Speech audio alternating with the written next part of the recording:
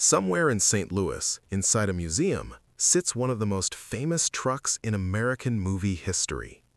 Black paint, tank trailer, the duck on the hood. Thousands of people line up to see it every year. They take photos. They tell their kids about the film. They leave thinking they've just stood next to a legend. But here's the problem. That might not be the real truck. Because the most iconic rig of the CB radio era, the one that defined an entire decade of American trucking culture, was turned into a cement mixer and destroyed. And it's not the only one. This is the story of 4 trucks from the 1970s that were supposed to disappear. One was driven off a cliff. One hauled freight for decades after television forgot about it. One had its engine transplanted into another TV legend. And one survived with explosive blast marks still carved into its steel. These weren't just movie props. They were cultural symbols. CB radios, Convoy songs, primetime television, America at full throttle. Most Hollywood vehicles get scrapped, stripped, or quietly lost, but these 4 made it back.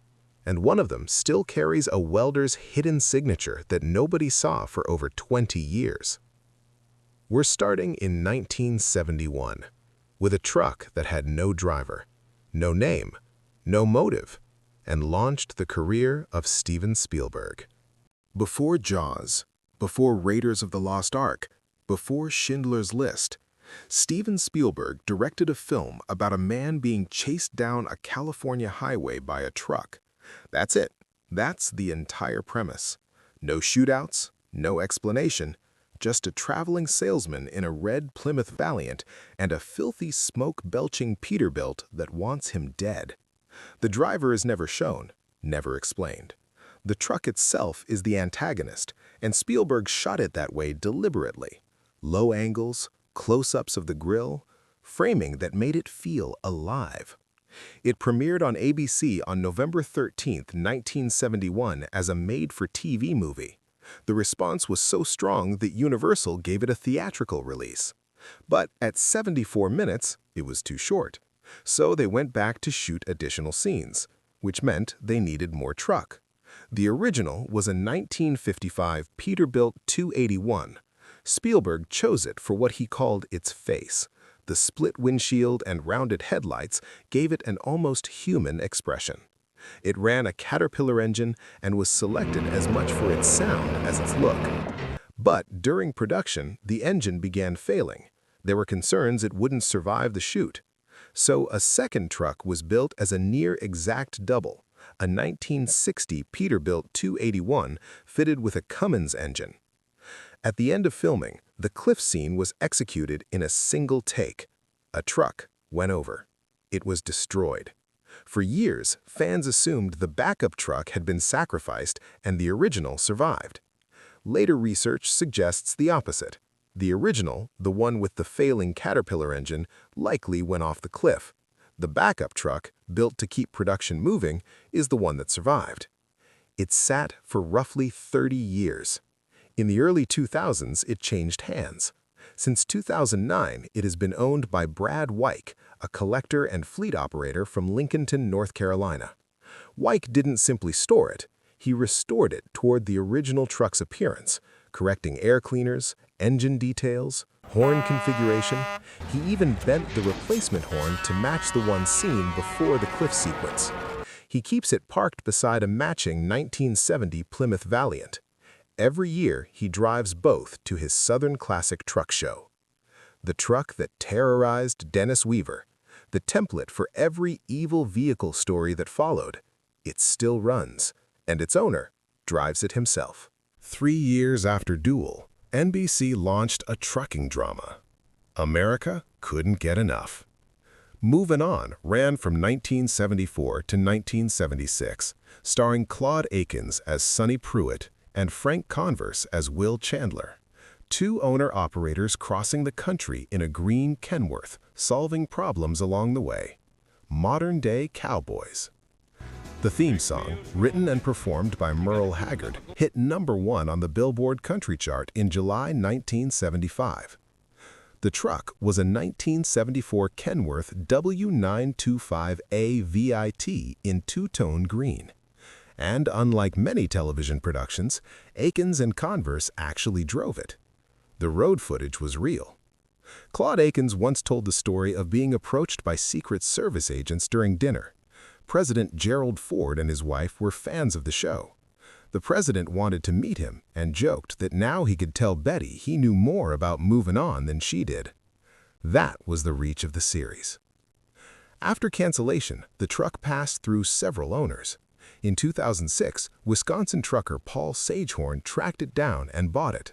At the time, it was believed to be the only surviving truck from the show. Sagehorn didn't park it. He worked it, hauled freight, kept it moving. During restoration, layers of paint were sanded away. Underneath, still visible on both doors, was the original S. Pruitt lettering. 30 years of repainting, and Sonny Pruitt was still there. Eventually, Sagehorn sold the truck to Mark Strassner, who began a period-correct restoration. But before it left, Sagehorn removed the Cummins 444 engine. He needed it for another truck. Something red and white.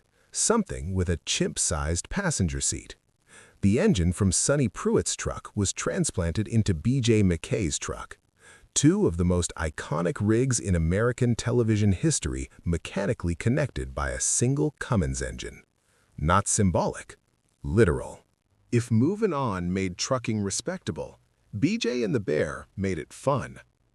Premiering in 1979, it starred Greg Evigan as Billy Joe McKay, an owner-operator traveling cross-country with his co-driver, a chimpanzee named Bear.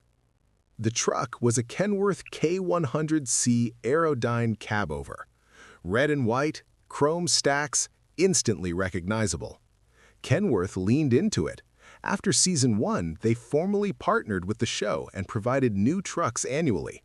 5 were built in total between 1978 and 1980.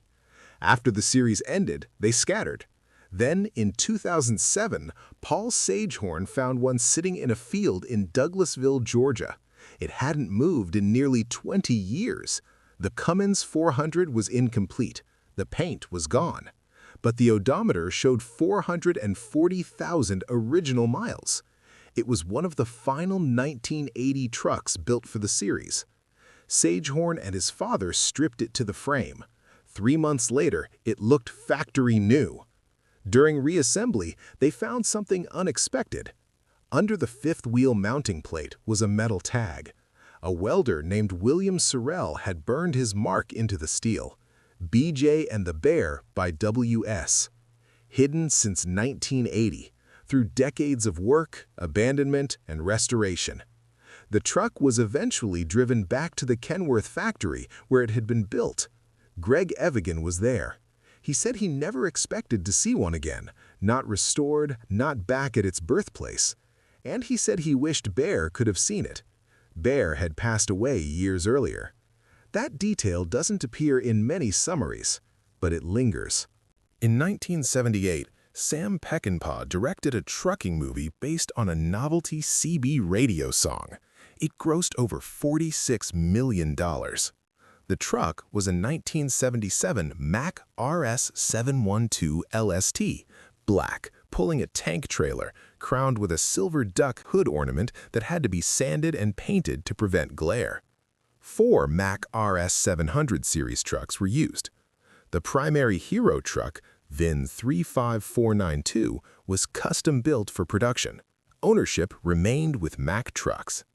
After filming, Mack restored it. Then they sold it. The buyer converted it into a cement mixer. It was wrecked in 1986. Gone. What sits at the National Museum of Transportation in St. Louis is a 1970 Mack RS 731 LST, a stunt double. It too became a cement mixer before being rebuilt in 2007. Thousands of visitors have stood beside it believing it was the hero truck. It wasn't. Meanwhile, in Rome, Georgia, fleet owner Anthony Fox owns another original production Mack, still attached to its original Trailmobile tank trailer. The same trailer rigged with explosive charges for the bridge sequence. The blast marks are still visible. In 2017, that truck appeared at the Southern Classic Truck Show, alongside the Duel truck. Nobody staged it, they just showed up. Like trucks do. 4 trucks. 1 decade. 1971 to 1981. 1 in a museum, though not quite what it seems. 1 touring truck shows, driven there by its owner. 1 mechanically linked to another television legend by a transplanted engine. And 1, the most famous, restored by its manufacturer, sold off and lost as a cement mixer. The films remain. The songs are still played. The CB handles are remembered. But steel and chrome don't preserve themselves. These survived because specific people decided they were worth saving. If you want deeper documentation, restoration records, and sourcing behind every claim, members get full research access and vote on what we investigate next. The trucks from our last video are still missing, but these 4 made it back.